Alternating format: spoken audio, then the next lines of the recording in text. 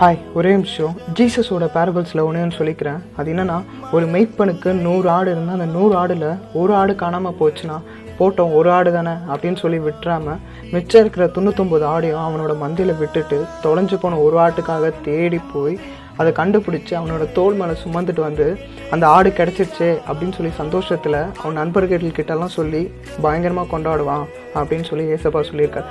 நிறைய பேர் என்கிட்ட சொல்லியிருக்கீங்க, நான் ஆண்டரை விட்டு ரொம்ப பின்வாங்கிட்டேன் ப்ரோ, ரொம்ப தூரமாக போயிட்டேன் ஆண்டரை விட்டு அப்படின்னு சொல்லி நிறைய பேர் சொல்லியிருக்கீங்க. ஒருவேளை நீங்கள் அந்த தொலைஞ்சு போன ஆடாக இருந்தீங்கன்னா உங்கள் மனசுலேருந்து ஒரு சத்தத்தை போடுங்க, ஏசப்பா என்னை உங்கள் கூட கூப்பிட்டு போங்க அப்படின்னு சொல்லி ஒரு சத்தம் போட்டிங்கன்னா அந்த சத்தத்தை கேட்டு அவர் வந்து உங்களை அவரோட தோள் மேலே சுமந்துட்டு போவேன். கண்டிப்பாக நம்ம லைஃப்பில் சிங்கம், கரடி போன்ற பிரச்சனை வந்தே தீரும். அந்த மாதிரி சமயத்தில் நம்மளோட மெய்ப்பன் நம்மளுக்காக ஒரு யுத்தம் இல்லை ஒரு வேட்டையாடுவார்னு சொல்லலாம்.